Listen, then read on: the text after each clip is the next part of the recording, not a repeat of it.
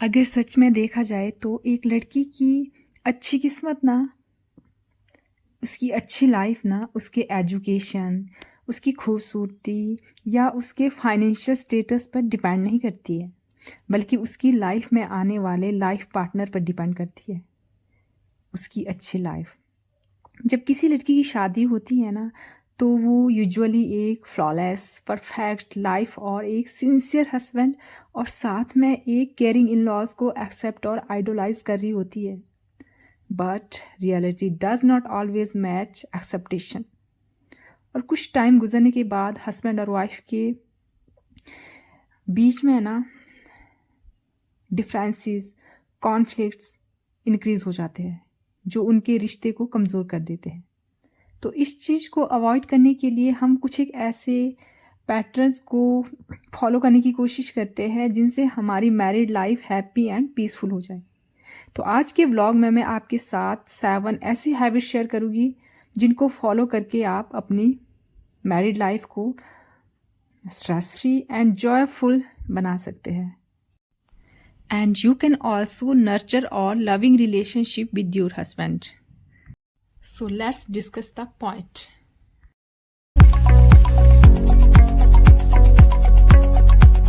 Not we fault finding judgmental. देखो, कभी कभी ऐसा होता है कि हस्बैंड वाइफ में किसी बात को लेकर लड़ाई हो जाती है, कॉन्फ्लिक्ट क्रिएट हो जाते हैं। तो ऐसी सिचुएशन में ना लेडीज़ ज़्यादातर मुंह फुलाकर बैठ जाती है और छोटी सी बात पर घर में ना हंगामा बना देती है और कई दिन तक बात नहीं करती।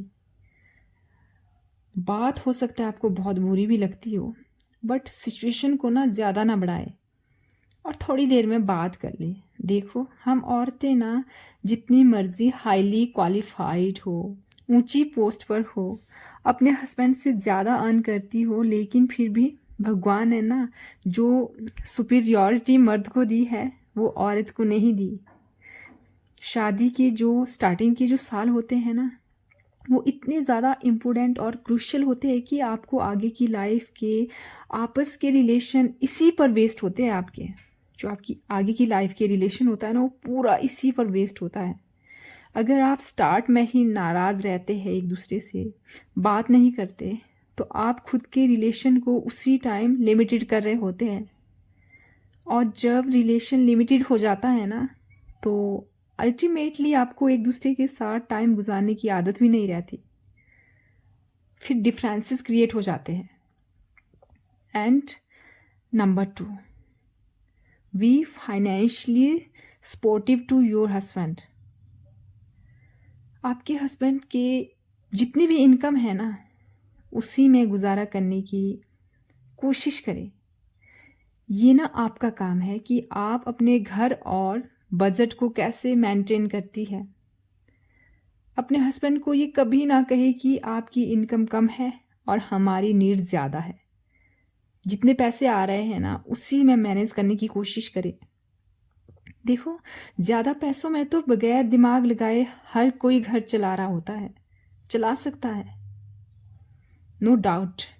बट कम पैसों में होशियारी के साथ घर चलाना यह असली जिम्मेदारी होती है। यही असली जिम्मेदारी है, यही तो आपकी स्किल है। So be grateful. And next point, free and open communication. No doubt communication is the lifeline of any relationship. अच्छी कम्युनिकेशन ना एक दूसरे को समझने और सपोर्ट करने के लिए ज़रूरी है।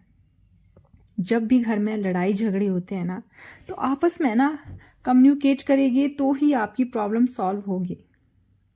ऐसे नहीं होना चाहिए कि एक ने खुद को रूम में बंद कर दिया या वाइफ मायके चली जाएगी, तो आपस में ना बहुत ज़्यादा कम्युनिकेशन गैप हो जाता है।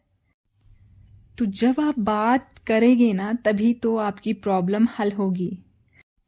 So if you have hurt and quarrel or and disagreement, should discuss it and sort out the problem.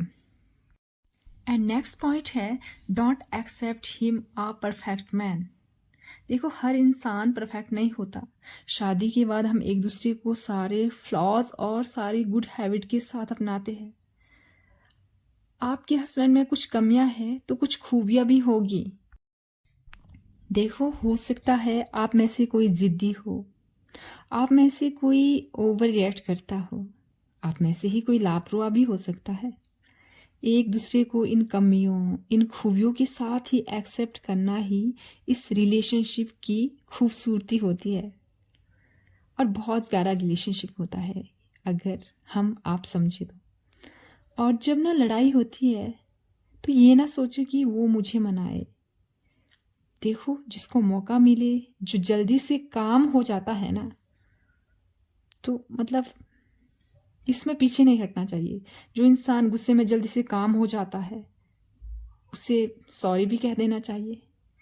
इस तरह से ना हमारा रिलेशनशिप ना बहुत अच्छा चलता है और हमारी लाइफ बहुत अच्छी चलती है। एंड नेक्स्ट पॉइंट है, don't compare your husband with others. देखो ना, ये मतलब कई लेडीज़ों की आदत होती है, अपने हस्बैंड को दूसरों के हस्बैंड के साथ वो कंपेयर करती है कि उनका हस्बैंड इतना अच्छा है, उनका हस्बैंड इतना केयरिंग है, लविंग है, या इतना कमाता है। दूसरों की लाइफ देखकर ना उनको अपनी लाइफ अच्छी लगती ही नहीं है, चाहे उनकी लाइफ कितनी भी अच्छी क्यों ना हो। उनको दूसरों की ही लाइफ अच्छी लग रही होती है। ऐसा नहीं होता। सबकी लाइफ में कुछ ना कुछ फ्लॉज होते हैं, कुछ ना कुछ प्रॉब्लम ज़रूर होती है जो आपको नज़र नहीं आ रहे होते। इसीलिए ना अपने हस्बैंड की अच्छाइयों को याद रखें। दूसरों के हस्बैंड के सामने ना कभी भी कंपेयर ना करें।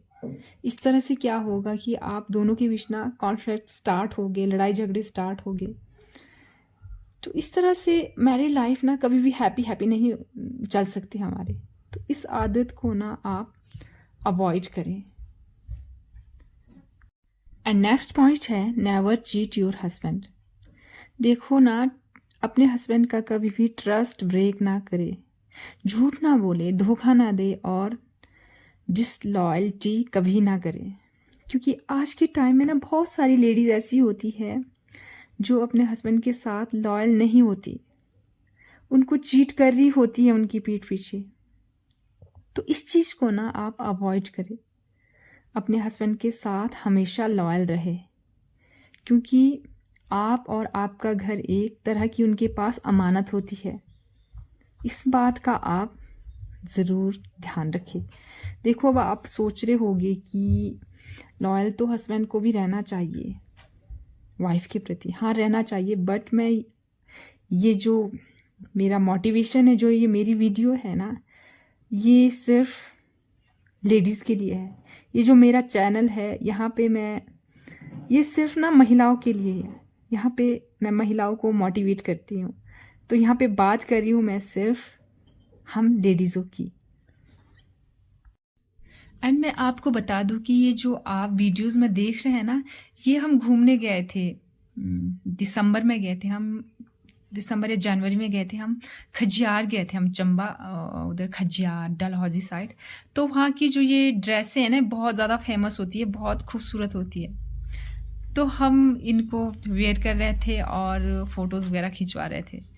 तो मेरे हस्बैंड कह रहे थे कि ये पहन लो, फिर हम फ़ोटो वगैरह लेंगे। तो बच्चों को पहना ली थी, अब मेरी बारी आती है। तो वहाँ पे हम घूमने गए थे, तो ठंड भी बहुत ज़्यादा थी। तो ये वहाँ की है, ये जो आपको दिख रहा है ये खजियार है, डिस्ट्रिक्ट चंबा का।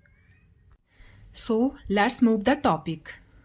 तो आपकी मैरिड लाइफ को सक्सेसफुल एंड हैप्पी बनाने के लिए लास्ट पॉइंट है, always talk about your future. अपने फ्यूचर के प्लान्स और गोल्स के बारे में ना हमेशा अपने हस्बैंड के साथ ज़रूर डिस्कस करें। एक दूसरे के साथ डिस्कस हमेशा करना है, क्योंकि जो कपल्स अपने फ्यूचर के बारे में बात करते हुए घबराते हैं ना, उनके यूजुअली कोई भी गोल्स होते ही नहीं। और जो एक दूसरे के साथ प्लान के साथ चलते हैं ना, गोल बना के चलते हैं साथ में, फ्यूचर का प्लान करते हुए चलते हैं ना, उनका फ्यूचर हमेशा ब्राइट होता है। तो अपने हस्बैंड के साथ ना फ्यूचर की प्लानिंग ज़रूर करें कि हमने फ्यूचर में क्या करना है, कैसे करना है। सो ये सारी हैबिट थी जिनको फॉलो करने की आप ना ज़रूर कोशिश करें। अगर आप इन हैबिट को फॉलो करेंगे, आप में से कुछ करते भी होंगे, कुछ लोगों की हैबिट कुछ अलग रहती होगी, तो आप ज़रूर इन पॉइंट को फॉलो करने की कोशिश करें। तो देखिए, मैं आपको एक बात बता देना चाहती हूँ कि मेरा इस तरह की वीडियो का मोटिव यही रहता है ना कि आप being a mother, being a wife, अपनी पर्सनैलिटी डेवलपमेंट और पर्सनल ग्रोथ की तरफ ज़्यादा से ज़्यादा जाए और अपनी लाइफ में इम्प्रूवमेंट ला सके। बाकी मेरा कोई वो नहीं रहता, जैसे मैं भी बना सकती थी, जैसे मतलब हम ऐसे गए हैं, ये हुआ, वहाँ ये हुआ, वो हुआ। अपनी पर्सनल लाइफ में किसी से शेयर नहीं करना चाहती, बट इस तरह की कुछ वीडियोस की क्लिप को मैं इसीलिए आपके साथ शेयर करती हूँ ताकि आप मेरी बातों को सुनते सुनते बोर ना हो जाए। तो आज के लिए इतना ही।